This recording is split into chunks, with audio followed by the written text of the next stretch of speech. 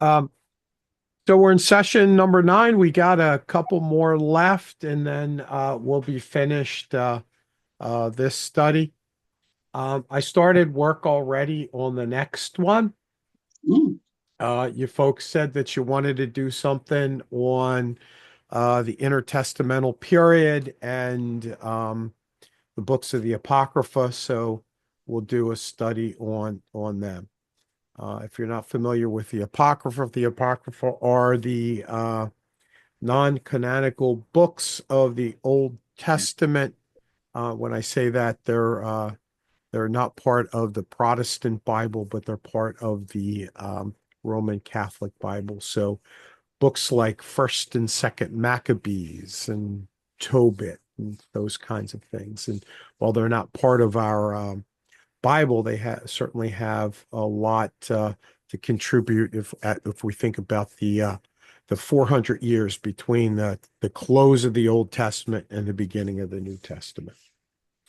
Okay. So tonight we're in John, and we're looking at the signs or the miracles of Ow. John. You okay, Nance? Yep. Yeah, I just kicked my foot, kicked my toe. Okay.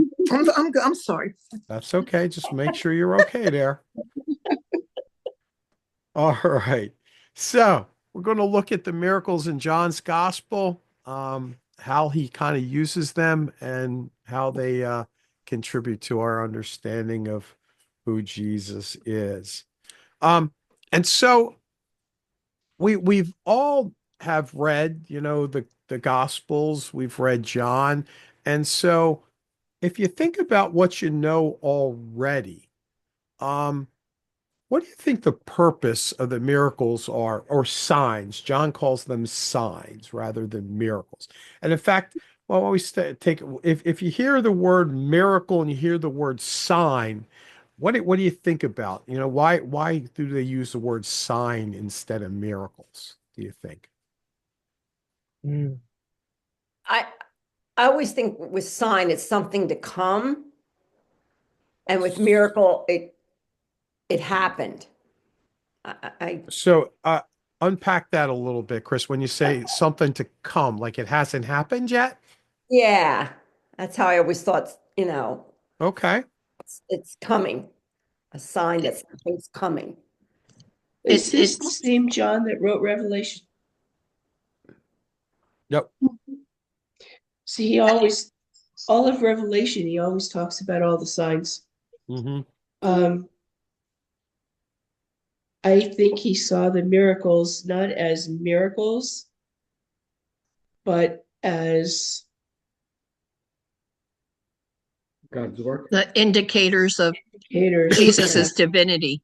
Yeah, Okay. indicators is a bit, you're right, indicators of his Okay. divinity. I was looking for the words.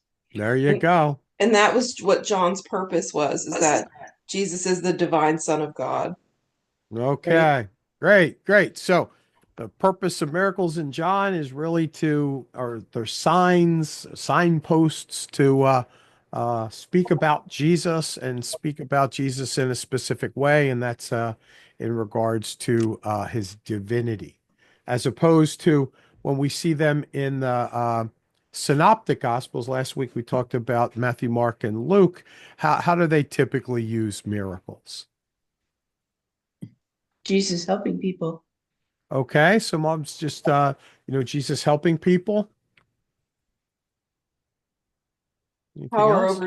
over nature. Yeah. Okay. All right, power over nature. Good. All right. So miracle signs in John, as you guys mentioned, aren't just acts of power, but they speak more, they're more symbolic, looking at Jesus' divinity as you mentioned. And if you look at John, he tells you exactly why, they're included, what their purpose is. These are written so that you may believe that Jesus is the Christ, the Son of God, and that by believing you may have life in his name. Okay, so that's what the signs are all about. And if we kind of make a comparison between, the kind of miracles that we see in the synoptics and the signs that we see in John, in the synoptic gospels, what do we have? We have a whole bunch. Matthew, there's about 21, Mark about 20, and Luke about 22. So if you think about the gospels, they're smattered all throughout.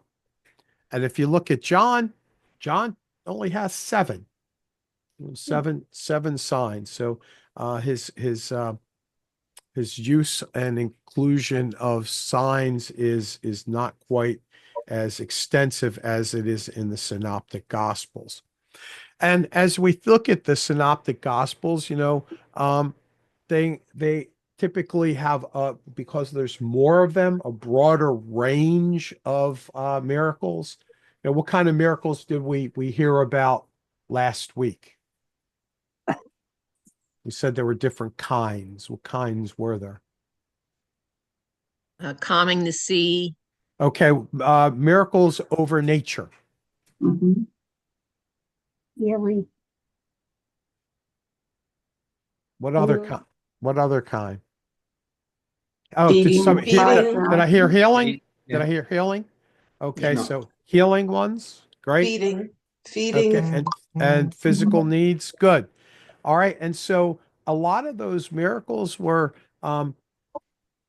signs, not pointing so much at Jesus' divinity, but pointing more towards the kingdom of God and the kingdom of God kind of breaking in to the world. Jesus, talks about the kingdom, and what does he say about it?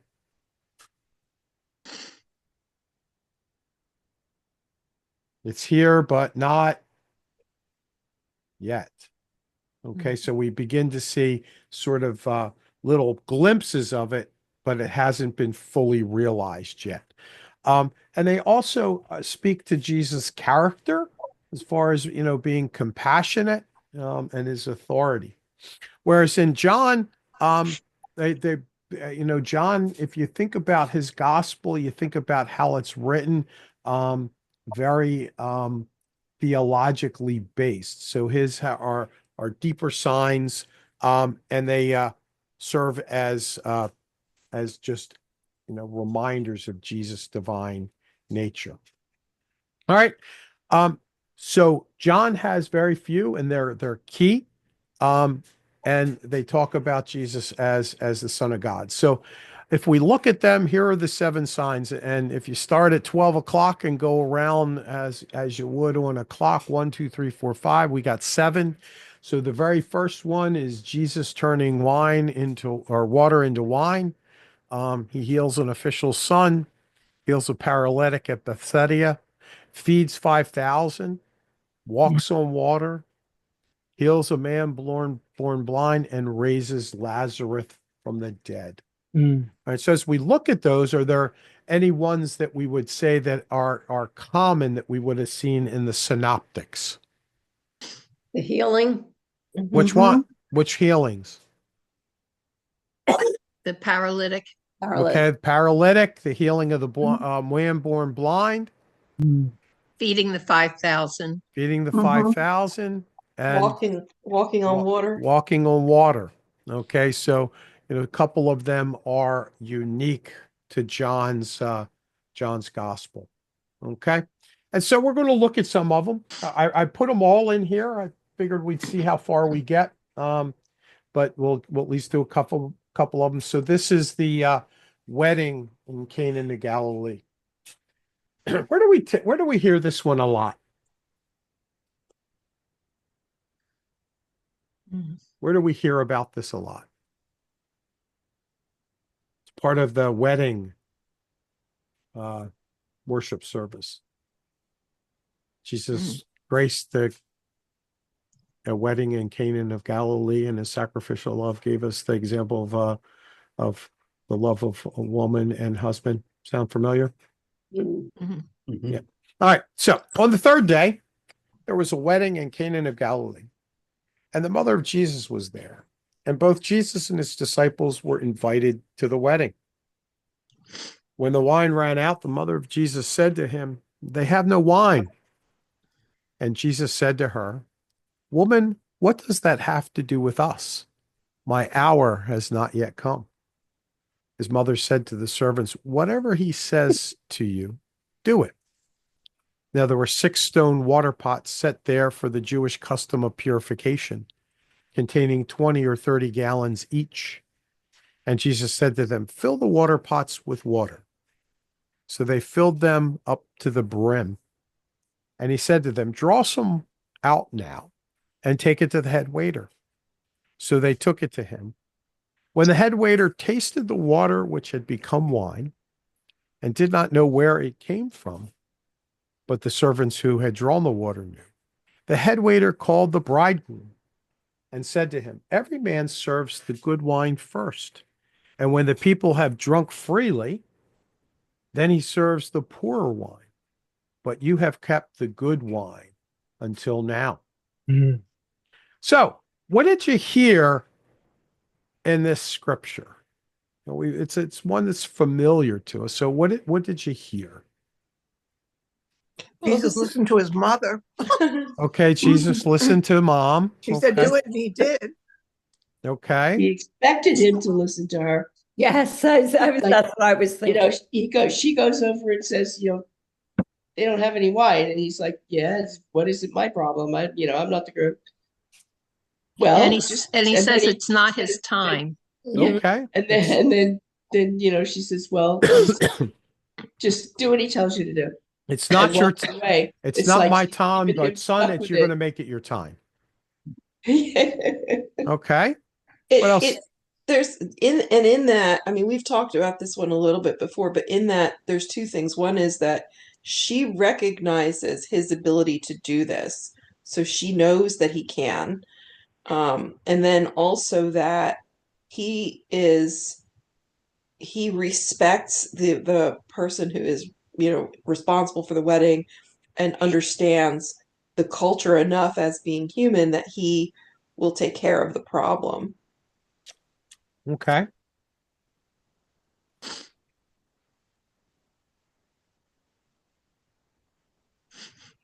Anything else? So we've talked about this at nauseum in the past, as far as the ability of Jesus to excuse me, have compassion. What would this really be like in a honor shame society if you were to run out of wine? Yeah, it would have been very embarrassing and for them. Okay. Would have been Yeah. something that kind of lived on for a very long time, huh? Yeah. Mhm. Something would kind of be remembered. Yeah. Right.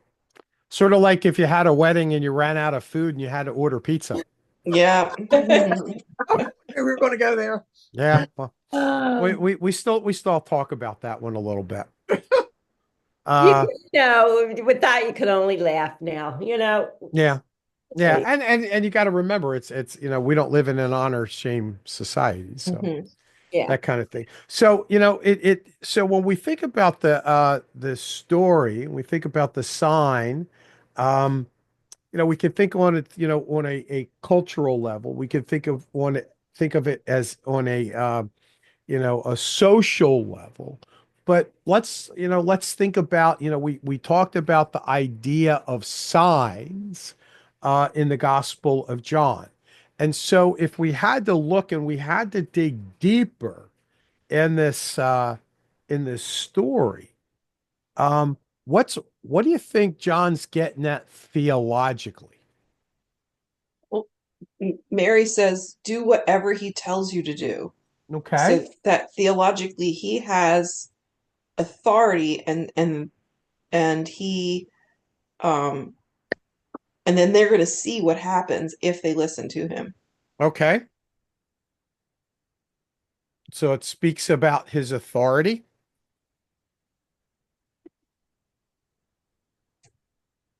Anything else? It establishes him. Unpack that a little bit, Mark. What do you mean by that? Well, you can say that you can do anything, but you can be a football kicker and kick a 60-yard field goal, so you say, but until you do it and show that you can do it, you're not really established. You're not Okay. in the game he's per se. establishing his authority or his ability? Okay.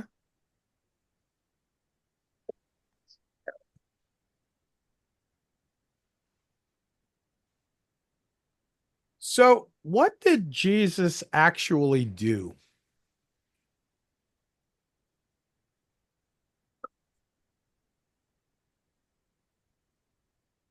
It's not a difficult question.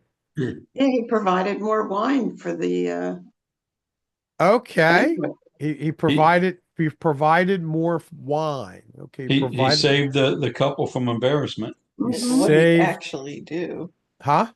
No, what in terms of what he actually did actively? Well, he didn't say actively, but Oh. by extension, he saved the couple embarrassment. Okay, yeah, and I probably a poor question, but um, I guess when I say what did he actually do, I mean Transfiguration. what what's that? Transfiguration. What do you mean by that? Changing base water into wine. There you go. There we go. So he changed water into wine. And so what did he do? He gave a preview of what was going to happen to him. Okay, he gave a little bit of we get a little preview of what was going to happen to him. But at that time, nobody knew evidently how that water got changed to wine. They just sort of accepted it. I mean, the the head waiter goes to the groom and, questions about the wine, the grade or whatever of the wine. It was like he never took any credit, or nobody actually knew that he had done it. So it The didn't- servants knew. Yeah, that's what I was going back to. I mean, it's like when you're here and you're looking at this story, it says the servants knew, Mhm. and then afterwards, I would imagine that the head waiter and the bridegroom would have found out, so people would have knew.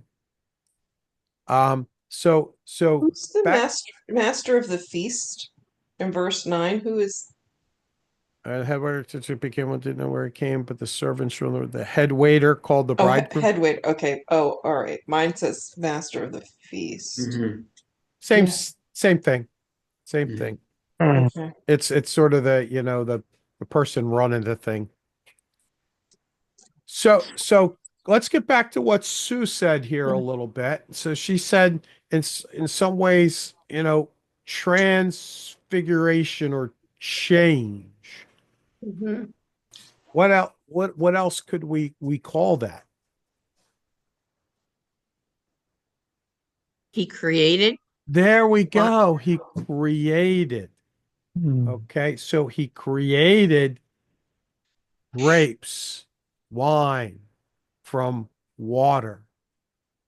Where would that take Creation.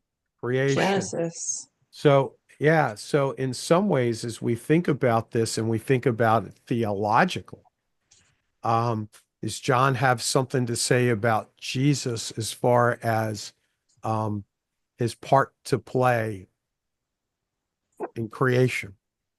He was the creator. Yeah, it's the creator. So if we kind of look at this one a little bit, um, you know, he reveals Jesus as the creator. We think about that transforming water into wine, really shows his divine power over creation. Okay. The other thing is, wine, is part of the symbol of the new covenant. If we think about Jesus, we think about what happened around the Seder table when he celebrated it for his last time. What did he do?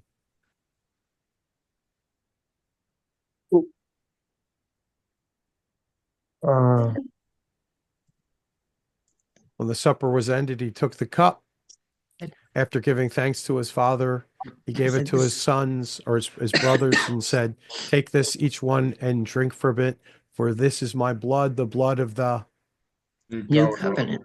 new Mhm. covenant that's been shed for your sins and for the sins of many. Do this as often as you do it in remembrance of me.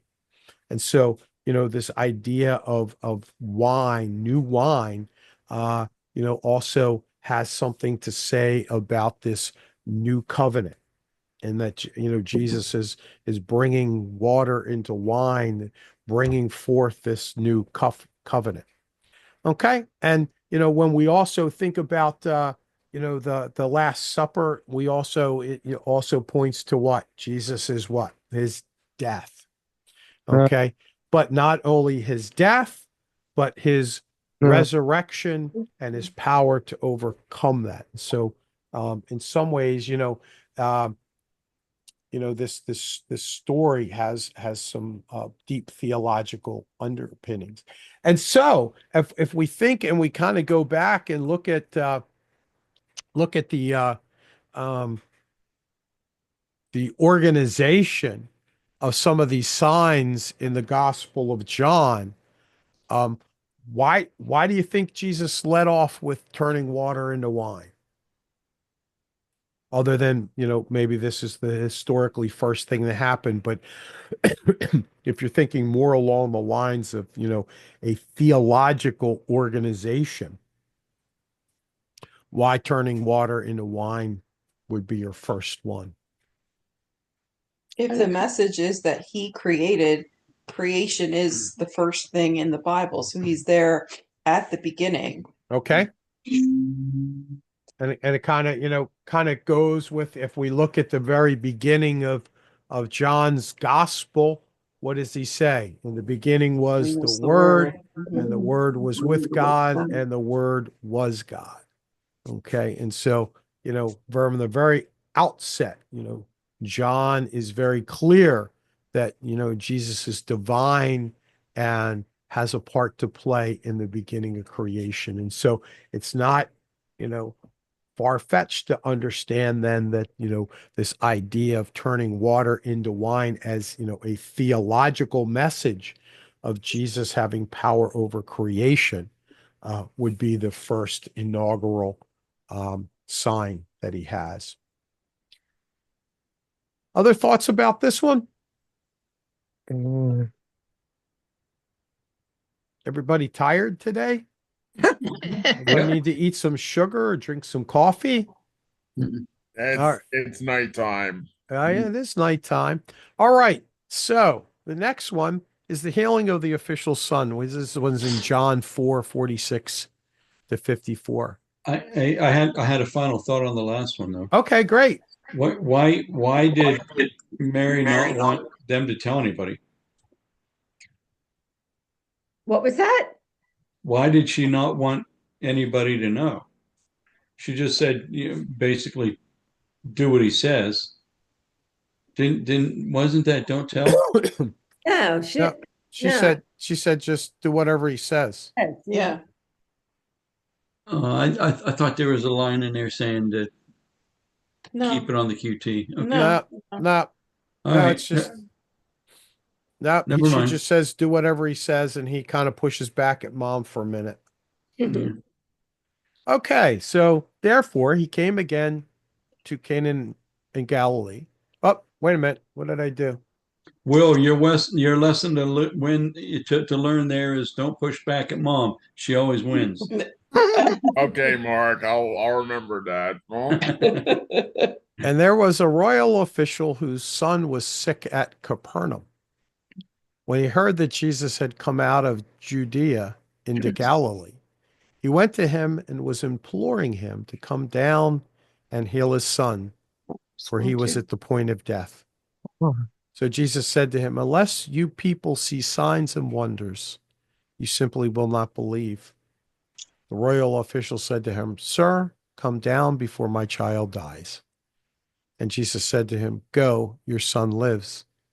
The man believed the word that Jesus spoke to him and started off. As he was going down, his slaves met him, saying that his son was living. So he inquired of them the hour when he began to get better. Then they said to him, yesterday at the seventh hour, the fever left him. So the father knew that it was at that hour in which Jesus said to him, your son lives. And he himself believed, and his whole household. This again, a second sign that Jesus performed when he came out of Judea into Galilee. So again, if we look at this piece of scripture, what did you hear? What'd you hear? Compassion. Okay, compassion, Faith. faith. Jesus doesn't have to physically be there to do it. Okay, so that this sign happened without Jesus' presence. Okay. Possible, again, frustration from Jesus, like when Jesus pushed back at Mary a little bit and said, it's not my time. Here he's saying, unless you see signs and wonders, you won't believe. So I don't know if that's frustration or if that's, unless you see signs and wonders. Yeah, it depends on what kind of tone you decide to read the scripture with. Mhm. And like Mary said, just do it. The man says, just do it. Okay.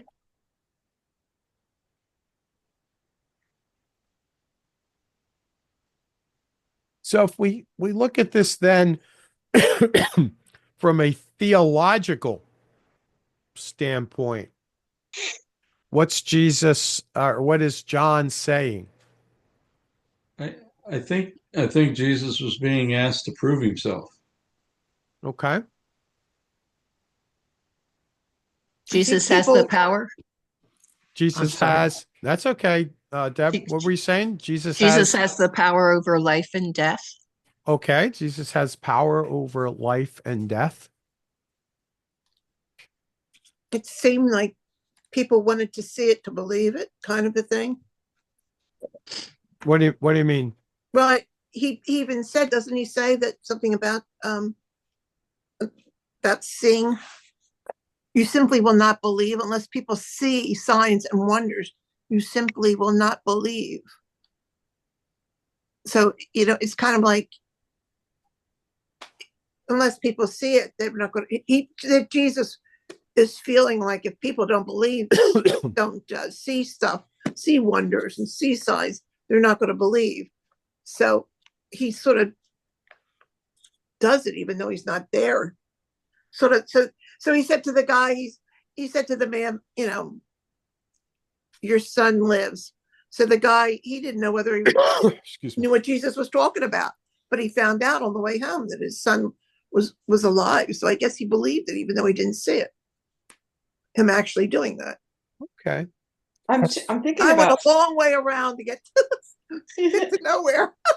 I'm thinking about two things here. One is, first of all, that this is happening in Cana, where it was already known and people were probably whispering or shouting maybe about the water being changed into wine. And it's a small community, so people talk and everyone knows Jesus did this. But it's interesting then that it's that comment, unless you see signs and wonders, you will not believe, is there because the man is asking Jesus to heal, like with the faith that Jesus is going to do it. It's not like he's being asked to do this to prove anything to anybody, if that makes sense. Mhm. So what I got out of this one, or how I interpret it, is that when he turned the water into wine, it was not quite his time yet, but he still did it, and it was done quietly. So it was not a big to do about it. But like Deb says, that the word gets around, and then this man knew that Jesus had special powers, and went to him this time to see if he could heal his son. And I think that by now it's probably the need to actually, instead of just a rumor, to actually see more Concrete evidence. yeah, so yeah, to really make it known, or people need to actually see this. But doesn't verse 48, okay, suppose you're an English teacher and you're grading an essay.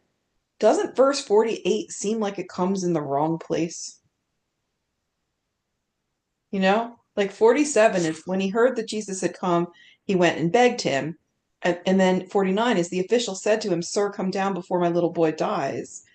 But like Jesus before, like I thought that was the beg, but No, I think no, that's more what Jesus was probably thinking. So it says Jesus says it to him. yes, but this is what in his mind the process of thinking through the problem, So he's thinking, well, yeah, I can do this, but it needs to be some concrete evidence of this, so I'll do it.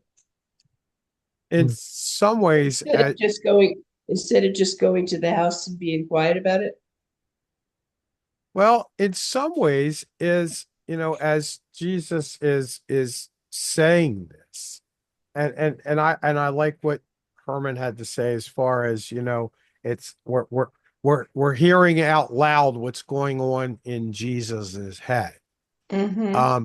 And so in some ways is Jesus kind of giving us what it's going to take in order for there to be belief. Right. Evidence. Yeah, I because just got this picture Well, of Jesus no. rolling his eyes and shaking his head. go ahead, Chris. Mm-hmm. Well, you said about evidence, and I find it interesting at verse 50, because Jesus said to him, "Go, your son lives." The man believed. Now, the man believed, not truly knowing. The man believed the word that Jesus spoke to him and started off. Mhm. So the man didn't have to really physically see it, and he believed. Okay. Who is this man? It's an official, but is that a Roman official? Is that a Jewish official? It's probably a Jewish official. Okay. It's it's a leader like in the synagogue. Okay.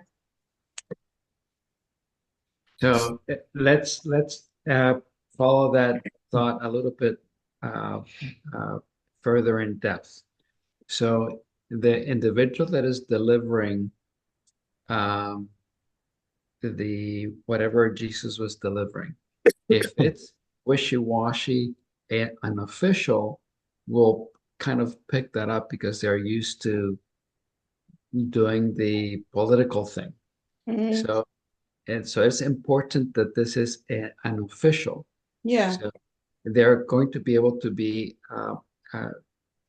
higher scrutinized what somebody else is just telling them. And Jesus very, very plainly just said, "Your son is fine. Just go." So that how he delivered it probably was very credible compared to maybe a charlatan or somebody else that didn't have much of any power, that was not as credible, maybe just saying something. So And I think that this being unofficial is important. I think And it's very, very important. And then down in verse 53, well, you see that this man has slaves, and that after this, as Jesus had said, he himself believed along with his whole household, which was probably huge if he was an official, with the slaves and everything that he had. So right, as a result of this. yes, because now is concrete evidence. All right. Good. So theologically, is this saying we need a sign like the resurrection in order to believe? Yeah, kind of. So, I, how I, we are very concrete. yeah, think about human nature. I mean, do we typically just believe testimony, or most of the time do we need to experience things? Or, sometimes we begin in maybe a cerebral way to believe something, but what does it really take for us to really kind of fully embrace that and experience? Mhm. So, if we kind of look at this a little bit, um, it's speaking about the power of faith. Okay. Guy believed without seeing, but got to see. And, as Sue said, okay, Jesus didn't need to be there. Okay. It says here, it says official son was likely a Gentile. I think it was more my reading. I think it was more of a Jewish person. But it extends, out, and then his ability to give life. So good conversation. Let's look at the healing at the pool of Bethsaida. This is in John chapter 5, verses 3 through 15. In these lay a multitude of those who were sick, blind, lame, and withered, waiting for the moving of the waters. For an angel of the Lord went down at certain seasons into the pool and stirred up the water. And whoever then first, after the stirring up of the water, stepped in was made well from whatever disease with which he was afflicted. A man was there who had been ill for 38 years. When Jesus saw him lying there and knew that he had already been a long time in that condition, he said to him, "Do you wish to get well?" The sick man answered him, "Sir, I have no man to put me into the pool when the water is stirred up. But while I'm coming, another steps down before me." And Jesus said to him, "Get up, pick up your pallet and walk." Immediately the man became well, picked up his pallet and began to walk. Now it was the Sabbath on that day. So the Jews were saying to the man who was cured, "It is the Sabbath, and it is not permissible for you to carry your pallet." But he answered them, "Who made me well was not the one who said to me, 'Pick up your pallet and walk.'"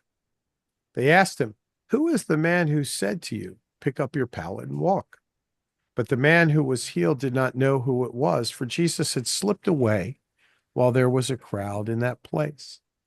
Afterwards, Jesus found him in the temple and said to him, "Behold, you have become well. Do not sin anymore, so that nothing worse happens to you." The man went away and told the Jews that it was Jesus who had made him well. All right. So it's the same three questions. What did you hear here? What's the theological message, and what's it saying about Jesus? So what did you hear? The spirit of the law rather than the letter of the law. Okay. Unpack that a little bit, Sue. Well, he wasn't supposed to be picking up his bed. Jesus wasn't supposed to be healing him. Okay. So, And that's the letter of the law. But the spirit of the law is to be taking care of each other, to love your neighbor as yourself. What better demonstration of that is than healing somebody? It's like me not going to work on a Sunday because it's Sunday. So if somebody's sick, or you or Alan, you still have to do it. And then Jesus tells the guy to pick up his bed and walk. And I think that the man recognized that Jesus was above the law.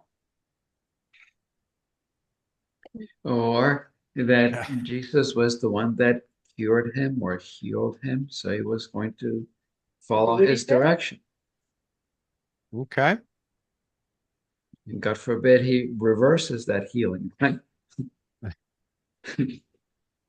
Yeah. What else did you hear?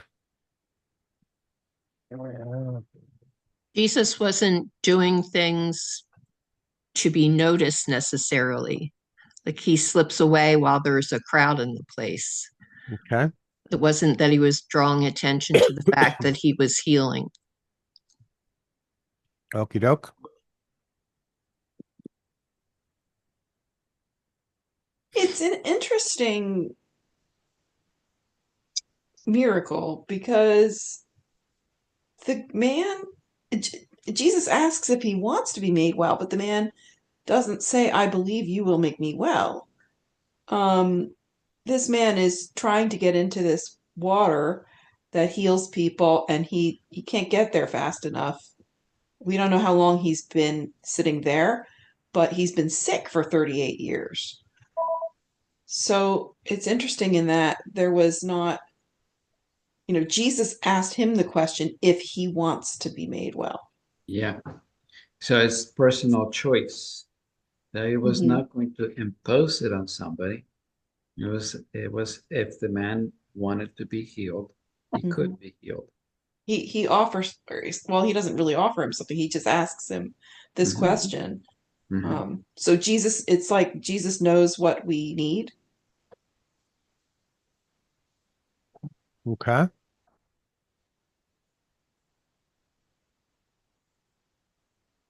The man had faith that when Jesus says, get up, pick up your pallet and walk, he does that. Okay. He followed the instructions and Right. yeah, without questioning.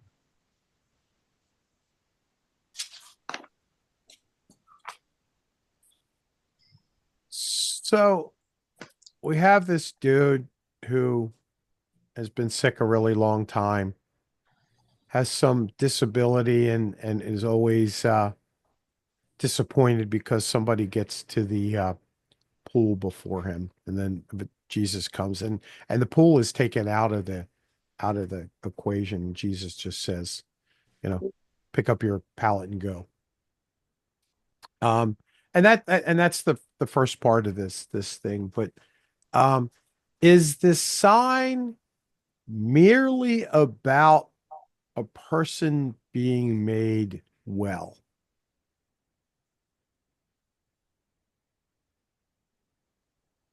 It's also about a change in perspective. We've been talking about redemption.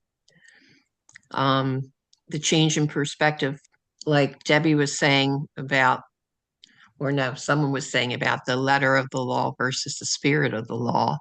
Okay. That was Sue, I think. But I So- think when you say a change, I think it's that when we interact with Jesus, we are changed. Okay.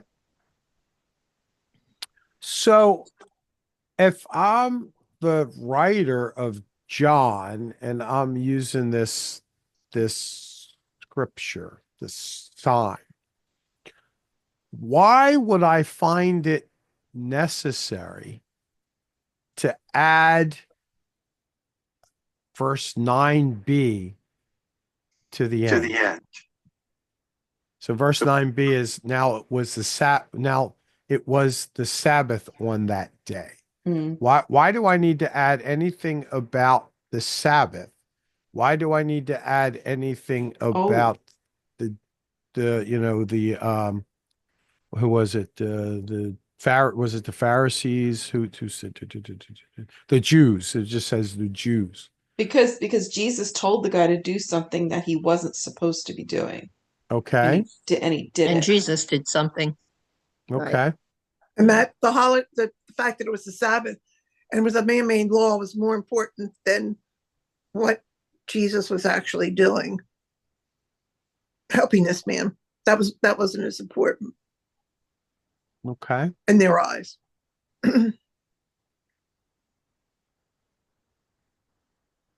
Right.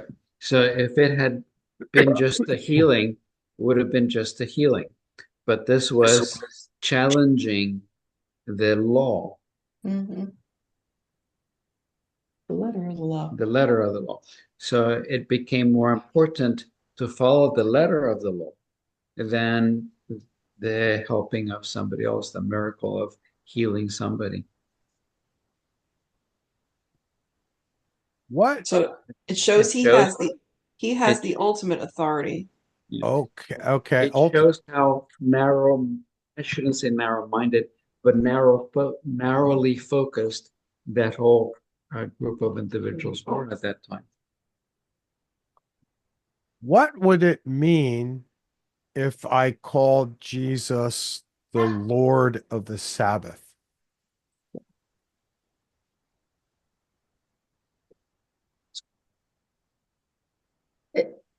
Back then, you mean? Or now? What do you- I don't think it much matters if it was back then or whether it's now. What does it mean if Jesus is the Lord of the Sabbath? Well, then people can't oppose any instruction that he gives Okay. on that Sabbath because he's in charge of it. Mhm. Is the day of the Lord, right? Mhm. So it's his day. So, in some way, is Jesus maybe we talk about the idea of being kind of narrow focused or kind of letter of the law versus spirit of the law. So and that could be a good plausible possibility. Also, Go I'm ahead. sorry. No, go No, ahead. I was just going to say that the Sabbath was the day set aside for rest after God's creation. So, Jesus, if he's Lord of the Sabbath, he has that tie in with God and creation. Okay, that's good. And Could it also be a possibility? I'm just spitballing here, but could it be a possibility that in some way, um, the folks got Sabbath wrong, and in some ways, Jesus is maybe I'm going to use the word redefining what Sabbath Mhm. is, Mhm. or at least clarifying what Sabbath is. Mhm. Because where do we typically get our ideas of Sabbath from? Well, creation. Okay, so tell me about creation. God rests on the God seventh rests. day. Okay. God rests. Right. Um, And then all those other rules about the Sabbath are all man-made rules. okay. So we have this idea. So we say that this idea of Sabbath comes out of creation. Mhm. And then this idea of at least observing Sabbath is kind of affirmed in Deuteronomy when we're given the Ten Commandments. Mhm. You know, you know, keep the Sabbath holy. So my question really is is Sabbath merely the seventh day because God created in six and rested on the seventh? Mm. Or is Sabbath the culmination of a creative process in which we can now sit back and enjoy the work of the created, the work of creation? I bet we're supposed to pick number 2 because that sounds fancy. So I mean, in some ways, I think, when we use our interpretive lens and we look at that you know, Genesis, we say, okay, God created 6 days, seventh day, God rested. So it's a prescription. It's being prescriptive. Okay, 1, 2, 3, 4, 5, 6, we work. Seventh day, we rest. Um, and we kind of get into a slippery slope when we do that, don't we? Because, okay, what does rest mean? What constitutes work? What doesn't constitute work? Um, what does set apartedness mean? And my question is, can we truly have Sabbath until creation is complete?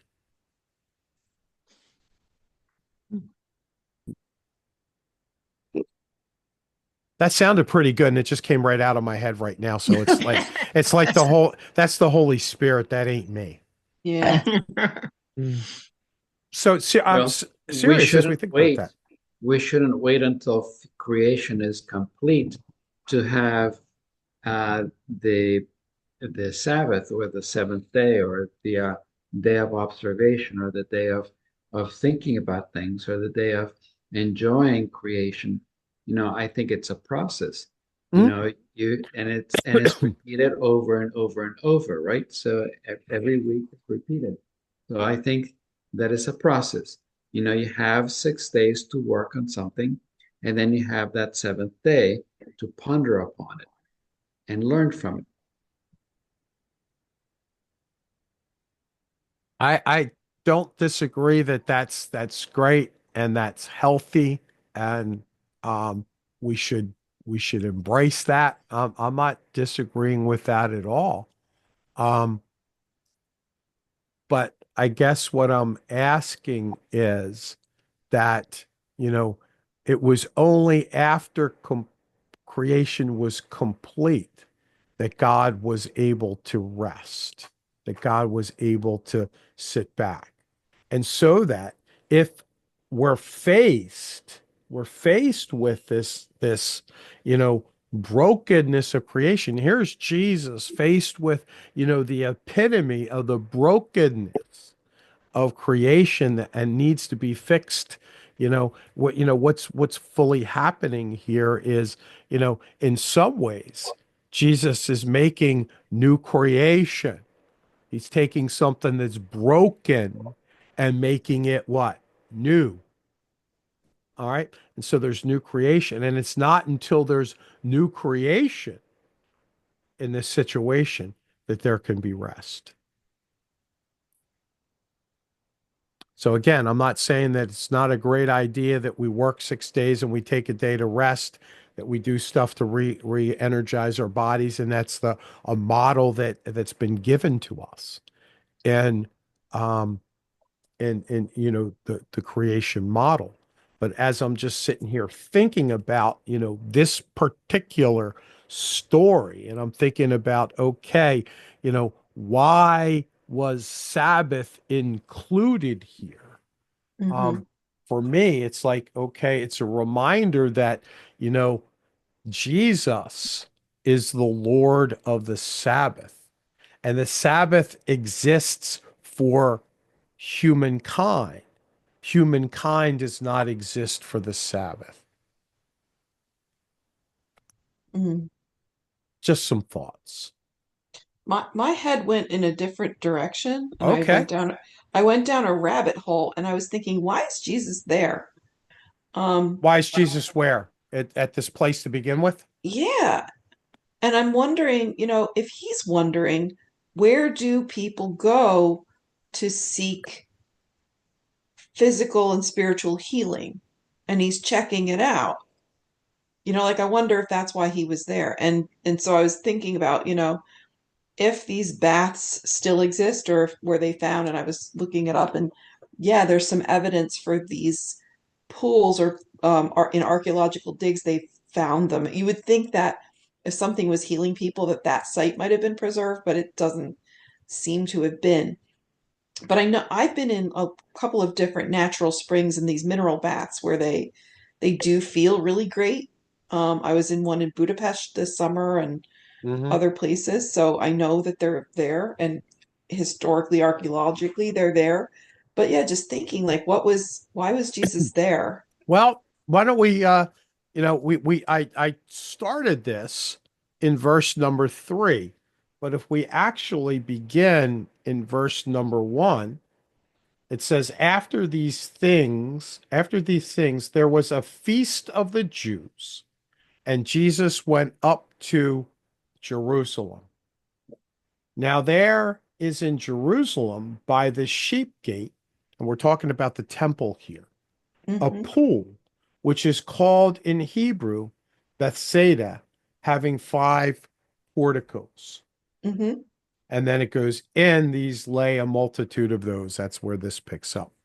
So you ask, why was Jesus there? Okay, he Hmm. was there in Jerusalem and he was visiting the temple for a feast. But why was he by the sheep gate over there by all those people? Like that's what I'm wondering. He's over there with The- all the people. you got me. Maybe he was Because of trying to go his in the back door. No, I know. It just Yeah, made me wonder if he sure. was finding out where people go to get healed Mhm. and what was going on there with these pools. If he was checking it out. Yeah, it would be interesting. I don't know if I could do this pretty quickly. Um, to get, let's see. Let's see. Where is the sheep gate? At the Jewish temple. But it's apparently it was excavated in the late 19th century. The pool of Bethesda or Bethsaida. Bethzatha. It was on the northeast corner of the wall. It was so named because that's where the sheep came in out of the Mhm. I the mean, the Jesus fields. was compassionate, so if he was there and saw people who were, you know, at Yeah. these waters for healing, I would think he would go over to just, I don't know, see them, reach out to them, Yeah. That's what I was minister to them. just thinking about it, you know? Yeah. Yes, you said something back before. You said something, if I understood you correctly, you had a question about shouldn't Sabbath be the end of creation? Am I correct? Did you say that? Yeah, I said that. Okay, so therefore, creation is still going on. I mean, I know there's new life all the time, Mm-hmm.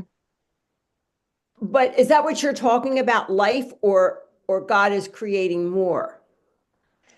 So as is creation ever complete?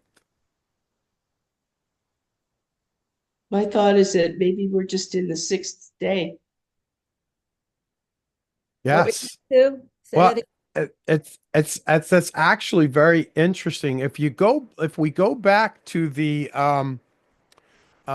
we go back to the creation stories, okay, and you talk about, the days, you know, when does day 7 end? Sunset, the day 7 ends. No? Let's see. Let's hear. I was I teed up my Bible today just in case. Let's see if I can find it because there's two.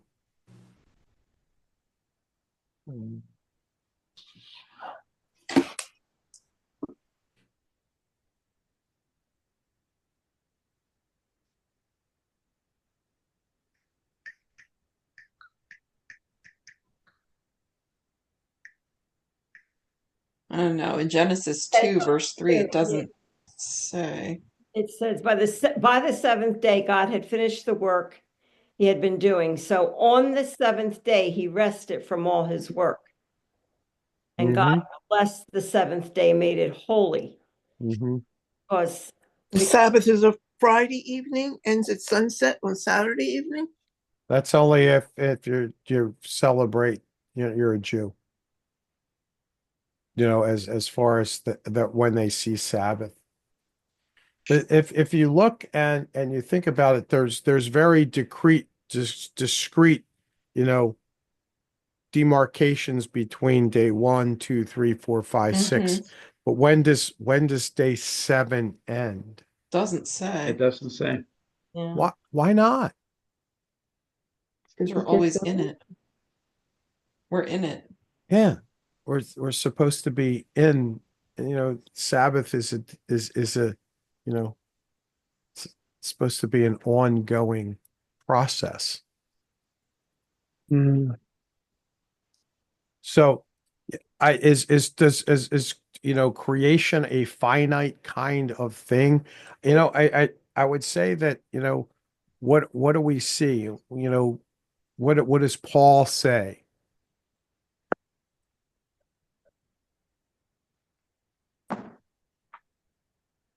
Are we all made new creations? Mhm. So, God's in the business of making new creation. I mean, you could also look at this from the stance of, a model for Exodus. Okay. And so, you got the creation and you have the garden that's there in the middle. Okay. And that's supposed to be what?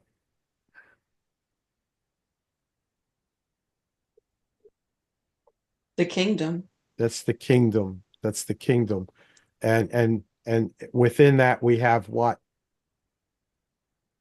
Right relationship with Yep. God. And we see the idea of Sabbath rest with that there. Okay. But what happens is we have people, human beings that were banished from the garden, right? Mhm. And so they're now in the middle of, a journey to do what? Get back into the garden. Okay. And so, we have that path, and it's when they're in that garden again, and we have that, New Jerusalem, new garden, whatever you want to call it. That's what we have, the fullness of Sabbath rest. Okay. And so, my point is not to destroy our understanding of the model 6-day, 7th day we rest kind of thing. That's what had been embraced by our Jewish brothers and sisters, and the model that they had set up. And I think it's a great model. It's a great model. But, as I, think a bit this, and I think about, Jesus and what John is saying here. In some ways, it's, Jesus is the Lord of the Sabbath, and the Sabbath isn't Lord over Jesus. And that, Sabbath is there for us to enjoy, as part of the sort of the highlight, the finishing of creation. And in this right here, and it's interesting, we have somebody who is what? Sick. And where are they at? Outside of the temple. And they can't get healed. But Jesus comes and is able to heal them. What does, theologically, what does that have to say?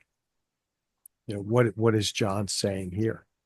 I mean, I think all of those things that we talked about are, pretty significant things, especially when it comes to, who is this Jesus? All right. Well, it's 15:15. Wow, that I have one quick question. Yeah. This stuff is like, John is a little bit out of order. Excuse me. Out of chronological order You mean Because the- historical order? because Jesus cleaning the temple starts before all these miracles. Did all this happen in the week between Palm Sunday and Easter? So good question. Great question. So we got to, how many times did Jesus go down to Jerusalem in the synoptic gospels? Frequently, but there was only one time where he was documented about wrecking the place. Right. And so, his in the synoptics, it's very clean cut. In John, not so much. He goes back and forth, and John is using those stories in different ways to make a point. So remember that when we talk about the gospels, they're not histories. Okay, they're not interested in really following a historical line. They're, lots of stories that happened, and that they arrange those stories in such a way that they want to make a theological point. That's why we sometimes have, okay, well, it says this way here and it says it this way there, and we kind of go from there. So, all right, any other observations or thoughts as we wind this one down?